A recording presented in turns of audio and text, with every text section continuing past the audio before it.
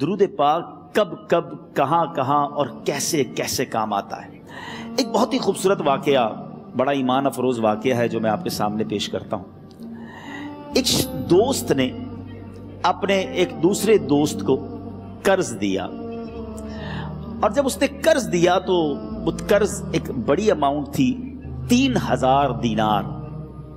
وہ ٹائم آ گیا جب اس ٹائم وہ قرض لینے کے لیے اپنے دوست کے پاس گیا کہ بھائی مجھے میرے پیسے واپس دو، تو اس نے کہا کہ پیسے تو نہیں ہے میرے پاس، میں کولیپس ہو گیا ہوں، بزنس اب میرا ختم ہو گیا ہے، میں تمہاری رقم نہیں دے سکتا۔ اس نے ایک اور ٹائم دے دیا اسے کہ ٹھیک ہے اب اتنے دنوں کے بعد میں دے دوں گا۔ وہ ٹائم بھی گزر گیا، اور جب وہ ٹائم بھی گزر گیا تو اس کے بعد اس دوست نے کہا کہ اب تو پیسے دے دو بھائی، میرا ٹائم پورا ہو گیا ہے۔ پھر نہ دے سکا ٹائم۔ آخر کار معاملہ جو ہے وہ کورٹ میں چلا گیا، قاضی کے پاس چلا گیا۔ اب قاضی نے جس کو پیسے دینے تھے اس کو بلایا اور کہا کہ بھائی آپ کو اس کے پیسے دینے ہیں؟ کہتا ہے ہاں پیسے تو دینے ہیں۔ تو کہا پھر دیتے کیوں نہیں ہو؟ کہا پیسے ہیں ہی نہیں، کاروبار ہی ختم ہو گیا ہے، قرضہ تو لیا تھا، اب میرے پاس بچا ہی کچھ نہیں ہے۔ تو کہا اچھا اب یہ بتاؤ کہ کب دو گے، کیسے دو گے؟ اس نے کہا بس میرے پاس پیسے ہی نہیں ہیں۔ تو کہا اب تمہارے پاس 30 دن کا ٹائم ہے، 30 ڈیز میں یا تو اس کے پیسے لوٹا دو یا 30 دن کے بعد تمہیں قید کر دیا جائے گا۔ یہ شخص اب گھر آیا، پیسے تو تھے نہیں، مگر شاید علماء نے لکھا کتابوں میں، یہ واقعہ کئی بڑی بڑی کتابوں میں لکھا اور درود پاک کے فضائل کی بڑی بڑی کتابوں میں لکھا، اور اس شخص نے سوچا کہ اس نے ایک حدیث پاک پڑھی ہوئی تھی کہ جس میں نبی پاک علیہ الصلوۃ والسلام نے فرمایا ہے، جس کا مضمون ہے کہ جو شخص پریشان ہو، مصیبت زدہ ہو، اسے چاہیے کہ مجھ پر کثرت سے درود پاک پڑھے، کیونکہ درود پڑھنا مصیبتوں اور پریشانیوں کو لے جاتا ہے۔ اب اس عاشق رسول نے سوچا اور تو کچھ ہے نہیں، اب میں درود پاک پڑھنا شروع کرتا ہوں۔ صبح سے لے کر شام تک وہ درود پاک پڑھنے لگ گیا۔ 27 دن گزر گئے، only 3 days left، 3 دن باقی تھے قاضی کے پاس جانے میں۔ 27 دن گزر گئے درود پڑھتے پڑھتے۔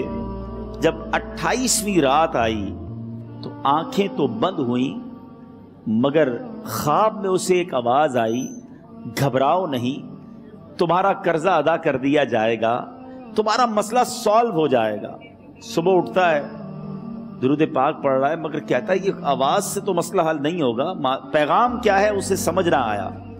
28واں دن گزر گیا، 29ویں رات آ گئی، مگر اب آنکھیں بند ہوئیں اور قسمت جاگ اٹھی۔ نبی پاک صاحب لولاک صلی اللہ تعالیٰ علیہ وسلم خواب میں تشریف لائے، اور پیارے آقا صلی اللہ تعالیٰ علیہ وسلم نے فرمایا گھبراؤ نہیں، علی بن عیسیٰ وزیر کے پاس جاؤ، وہ تمہارا قرضہ ادا کر دے گا۔ اب یہ عاشق رسول صبح اٹھا تو ویری فریش، حشاش بشاش کہ اب تو کام ہو گیا، نبی پاک نے خواب میں آ کر بشارت دی ہے۔ مگر پھر ذہن میں سوال آیا کہ علی بن عیسیٰ کے پاس جاؤں گا تو ثبوت کیا ہے، پروف کیا ہوگا؟ میں جا کر اس کو کہوں گا کہ میرا قرضہ دے دو تو ایسے تو قرضہ نہیں دے دینا، اور میں نے اس کو کہا کہ مجھے نبی پاک نے خواب میں کہا ہے، اور اس نے اگر مجھ سے کوئی نشانی مانگی تو میں نشانی کیا دوں گا؟ آخری دن تھا، 29واں دن تھا، وہ بھی درود پڑھتے پڑھتے گزر گیا۔ 30th نائٹ آ گئی، صبح وہ دن ہے جب عدالت میں جانا ہے۔ اب اس رات پھر نبی پاک علیہ الصلوۃ والسلام خواب میں تشریف لائے، اور آقا علیہ الصلوۃ والسلام نے فرمایا کہ علی بن عیسیٰ وزیر کے پاس جاؤ، وہ تمہارا قرض ادا کر دے گا۔ کہ حضور چلا تو جاؤں گا، لیکن اگر وزیر نے مجھ سے کوئی نشانی طلب کی تو میں کیا جواب دوں گا؟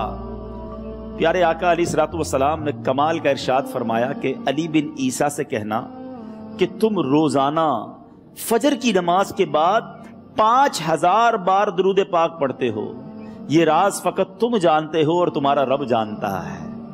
اب یہ جب صبح اٹھا تو ایک نشانی بھی مل چکی تھی۔ عدالت میں جانے سے پہلے وزیر کے دربار میں پہنچ گیا، اسے یہ ڈر تھا کہ آج پیسے نہ لوٹائے تو سزا ہو سکتی ہے۔ جب وزیر کے دربار میں پہنچا تو وزیر اپنے مشیروں کے ساتھ بیٹھا تھا۔ کہا مجھے آپ سے بات کرنی ہے۔ کہا بتاؤ کیا بات کرنی ہے؟ کہا میں ایک پیغام لایا ہوں آپ کے لیے۔ اچھا کس کا پیغام لائے ہو؟ کہا میں نبی پاک جناب محمد مصطفیٰ صلی اللہ تعالیٰ علیہ وسلم کا پیغام لایا ہوں۔ وہ عاشق رسول وزیر تھا، کہتا بتاؤ میرے آقا نے کیا پیغام دیا ہے؟ کہ حضور میں 3000 دینار کا مقروض ہوں، آج آخری دن ہے اور میرے آقا نے مجھے بشارت دی ہے کہ آپ سے کہوں کہ آپ میرا قرض ادا کر دیجئے۔ علی بن عیسیٰ کہتا ہے کوئی ثبوت ہے آپ کے پاس؟ ہے کوئی دلیل بھی ہے آپ کے پاس؟ میں کیسے مان لوں کہ آپ کو نبی پاک علیہ الصلوۃ والسلام نے بھیجا ہے؟ عاشق رسول کہتا ہے خالی ہاتھ نہیں آیا، میرے آقا نے مجھے دلیل بھی عطا فرمائی ہے، مجھے ایک ایویڈنس بھی دیا ہے، اور پروف یہ ہے حضور کہ آپ روزانہ صبح فجر کی نماز کے بعد نبی پاک صلی اللہ تعالی علیہ وسلم کی بارگاہ میں درود و سلام کا نذرانہ پیش کرتے ہیں۔ جب تک 5000 کا عدد پورا نہیں ہوتا آپ اس وقت تک کسی اور سے بات نہیں کرتے، اور اے وزیر صاحب یہ رات صرف آپ کو پتا ہے اور آپ کا رب جانتا ہے۔ اللہ اکبر، وہ وزیر تو جس کو کہے نا جھوم اٹھا، ایسا عاشق رسول وزیر تھا جو روزانہ صبح 5000 درود پڑھتا ہو، اس کی تو عید ہو گئی نا۔ وہ کہتا ہے مرحبا یا رسول اللہ، میرے آقا نے میرے درود قبول کر لیے، اس سے بڑھ کر میرے لیے سعادت کیا ہوگی۔ اب یہ وزیر اپنی سیٹ سے اٹھتا ہے، اپنے کمرے میں جاتا ہے، تھوڑی دیر بعد واپس آ کر اس عاشق رسول کے ہاتھ میں 3000 دینار رکھ کر کہتا ہے حضور پہلے 3000 دینار تو نبی پاک کا حکم کی میں ادب سے بجا لاتا ہوں، میرے آقا نے جو حکم فرمایا یہ 3000 دینار آپ کو پیش کرتا ہوں، حضور ایک اور 3000 دینار لیجئے۔ میرے گھر آپ آئے، اتنی اچھی خبر سنائی، آپ نے قدم رنجا فرمایا، یہ 3000 اس کا نذرانہ ہے، اور ایسا کیجئے 3000 اور لیجئے، اس سے اپنے بچوں کے لیے کچھ چھوٹا موٹا کام شروع کیجئے اور ایک وعدہ کر کے جائیے، آج کے بعد زندگی میں آپ کو جب بھی کوئی کام پڑے میں آپ کا بھائی ہوں، مجھے یہ خدمت کا موقع دیجئے گا۔ اللہ اکبر، وہ مقروض جو ایک رات پہلے 3000 دینار کا مقروض تھا، ہو سکتا ہے اس کے بیک آف مائنڈ یہ بھی چل رہا ہو کہ اب شاید کل میں نے جیل میں جا کر، عدالت میں جا کر گرفتاری دے کر جیل میں جانا ہے، مگر اب 9000 دینار ہاتھ میں ہیں۔ عاشق رسول جھومتا ہوا نبی پاک کی یاد میں گھومتا ہوا اب عدالت میں پہنچا۔ عدالت میں everybody expecting over there کہ آج اس نے آنا ہے اور آ کر کہنا یہی ہے کہ پیسے تو نہیں ہیں، گرفتار کر لو، مگر جا کر اس عاشق رسول نے 3000 دینار جج صاحب کے ہاتھ میں رکھ دیے۔ قاضی کہتا ہے پہلے تو یہ بتاؤ پیسے آئے کدھر سے؟ تم تو کہتے تھے غریب ہوں، تم تو کہتے تھے کاروبار نہیں ہے، ایک مہینے میں اتنی بڑی رقم کا انتظام کیسے ہو گیا؟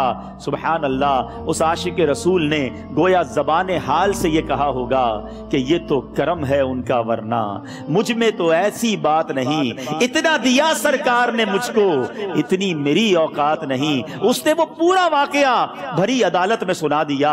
اللہ اکبر، میرے پیارے اسلامی بھائیوں ذرا سوچو پہلے زمانے میں کیسے عاشقان رسول ہوا کرتے تھے، وہ جج، وہ قاضی بھی کیسا سرکار علیہ الصلوۃ والسلام کا عاشق تھا۔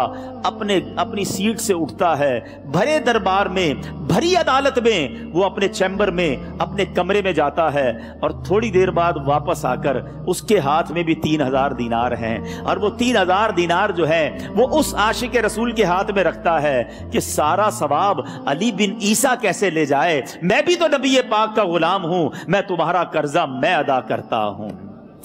اچھا، اب ایک اور عجیب سینیریو یہ بن گیا کہ جس نے کیس کیا تھا، جس نے دعویٰ کیا تھا، وہ بھی یہ سارا منظر دیکھ رہا تھا۔ کہتا ہے جج صاحب ذرا رکیے، میں بھی اپنے آقا کا امتی ہوں، اور ایک کام کیجئے، قلم کاغذ منگوائیے، اس عاشق رسول کا قرضہ ہی میں معاف کر دیتا ہوں۔ اچھا، اب عاشق رسول نے وہ واپس 3000 دینار جو جج صاحب نے دیے تھے وہ واپس جج صاحب کو دیے کہ حضور یہ پیسے آپ ہی رکھ لیں، قرضہ ہی معاف ہو گیا، اب آپ کے پیسے کا میں نے کیا کرنا ہے؟ جج صاحب کہتے ہیں جو پیسے نبی پاک کے نام پر نکالے ہیں اب مجھے واپس نہیں چاہیے، یہ بھی تم اپنے ساتھ لے جاؤ۔ اللہ اکبر، میرے میٹھے اسلامی بھائیوں، وہ عاشق رسول ایک رات پہلے 3000 دینار کا مقروض ہے، اب 12000 دینار لے کر گھر کو واپس جا رہا ہے۔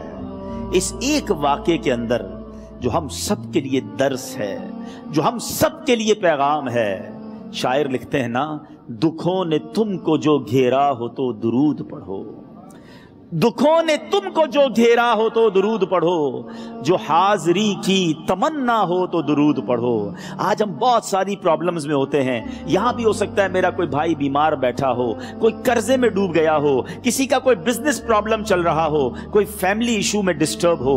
आप किसी भी प्रॉब्लम में हैं, खुदा की कसम दुरूद पाक ऐसा वजीफा है। लोग बहुत सारे वज़ाइफ पूछते रहते हैं, बहुत सारे जनाब वज़ाइफ के बारे में मालूमात करते रहते हैं। सच्ची बात यह है, हर दर्द की दवा है सल्ले अला मुहम्मद। हर दर्द की दवा है सल्ले अला मुहम्मद। तावीज़ हर बला है सल्ले अला मुहम्मद। तो खुदारा अपनी जिंदगी में दुरूद पाक को शामिल कर लीजिए और आप बिलीव करें, जब आपने कसरत से दुरूद पाक पढ़ने शुरू कर दिए, आप अपनी आंखों से देखेंगे आपके प्रॉब्लम दूर हो रहे हैं, आपकी सेहत अच्छी हो रही है, आपके कर्जे उतरने शुरू हो गए हैं, रोजगार में आपके बरकत होना शुरू हो जाएगी, आपके चेहरे पे नूर आना शुरू हो जाएगा, आपकी जबान में असर आना शुरू हो जाएगा।